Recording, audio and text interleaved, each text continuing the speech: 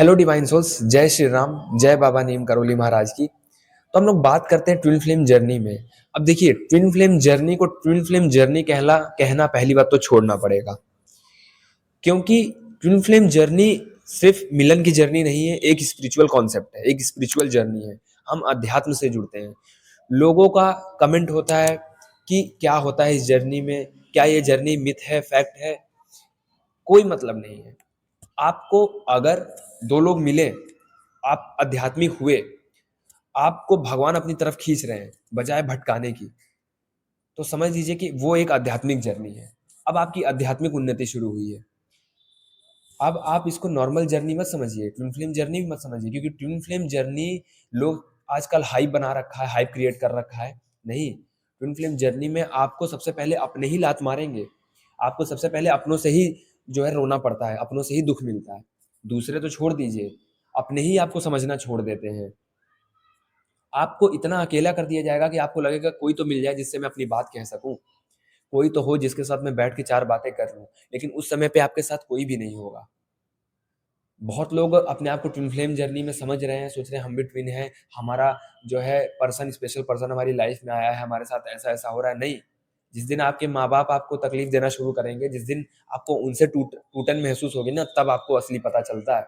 तब लगता है कि वाकई में कोई नहीं है, क्योंकि आप अपनी मन की बात वहां पे भी नहीं कह पाओगे। आप उनके बीच में रह के भी अकेला फील करोगे। आपको लगेगा कि ये लोग किस तरीके लोग हैं, मतलब मेरी चीज़ों से मैच क्यों नहीं कर रहे हैं, मेरी बात को क्यों नहीं समझ रहे, नहीं समझेंगे, क्योंकि आप वहीं से आध्यात्मिक उन्नति को प्राप्त हो रहे हो। वहीं से अब आपका भक्ति मार्ग शुरू हो गया है, ध्यान वाला मार्ग शुरू हो रहा है।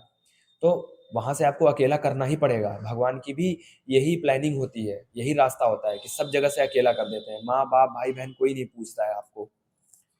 आपकी जो जॉब होगी वो भी चली जाएगी, क्योंकि कुछ समय के लिए वो चीज़ रोकी जाती है।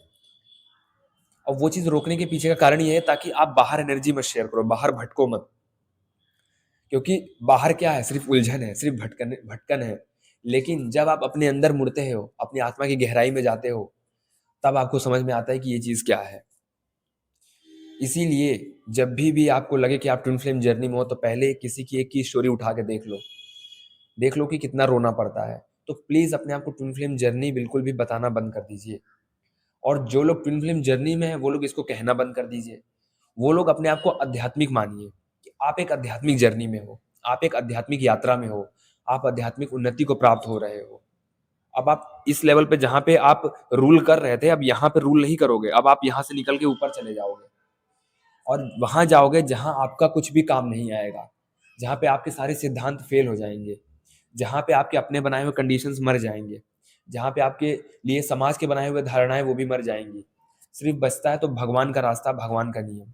अगर उस पाथ पे नहीं चलोगे तो बार-बार ठोकरें मिलेंगी, बार-बार ही आपको पीछे खींचा जाएगा, बार-बार ही आपको झापड़ मारा जाएगा। इसीलिए जब भी आपको ये चीज़ पता चले तो अच्छे से रिसर्च करो, आप अपने बारे में जानो।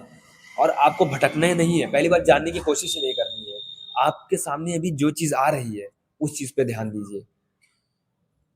क्योंकि हमें ना टैरो रीडर हमें सही गाइड कर पाएगा, ना हमें कोई कुंडली हमारी बता पाएगी, ना कोई ज्योतिष बता पाएगा। हमारे ना चेहरे पे लिखा है, ना हमारे फेस पे लिखा है, कहीं भी नहीं लिखा है।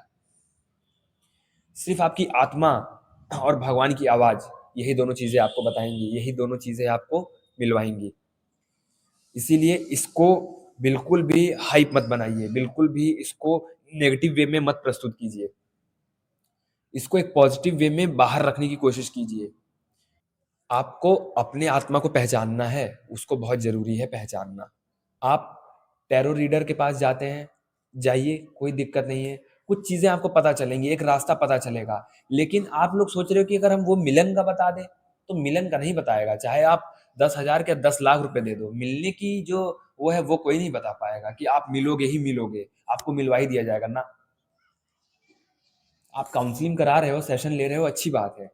लेकिन मिलन की जर्नी के बारे में मत पूछना। ये पूछो कि उनसे ये पूछो कि जो हमारे अंदर चल रहा है, उसका क्या समाधान है।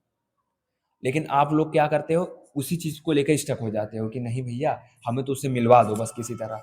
ये मिलने की जर्नी नहीं होती है, पूरी तरीके से तोड़ता है। डिवाइन हमें कहीं से नहीं छोड़ता है।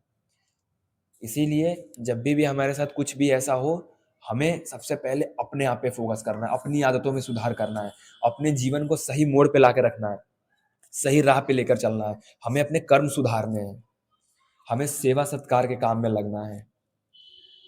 अब हमने जो 20-30 साल 35 साल से बीज बोए हैं, वो एकदम से नहीं टूटता है। जब वो हिलता है ना, तो बहुत समस्या होती है, बहुत पेन होता है। एक तो इस जन्म में आपने जो जो किए, ऊपर से पास्ट लाइफ में क्या क्या करके आए हो, वो सब चीजें जब हिलती हैं, तो आत्मा को जब नए स्तर पे जाना होता है, तो वो पेन से ही होकर गुजरता है। इसीलिए आप इसको हाइप मत बनाओ, अपने मार्ग पे फोकस रहो।